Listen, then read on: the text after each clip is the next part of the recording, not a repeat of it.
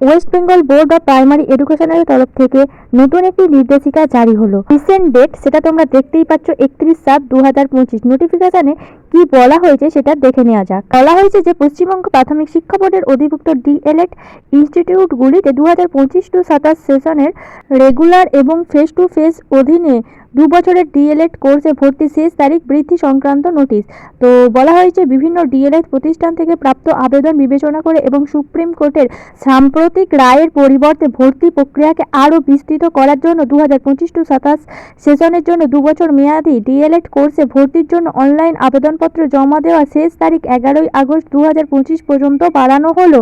যারা ডিএলএড এ ভর্তি হবে বলে ভেবেছিলে কিন্তু ভর্তি হতে পারোনি, তাদের জন্য কিন্তু ফর্ম ফিল আপ আবার ওপেন হয়েছে। তো এই সুযোগটা কেউ মিস করো না। যারা ভাবছিল যে ডিএলএড এ ভর্তি হবো তারা অতি শীঘ্র ডিএলএড এর জন্য ফর্ম ফিল আপ করে নাও 11 আগস্টের মধ্যে।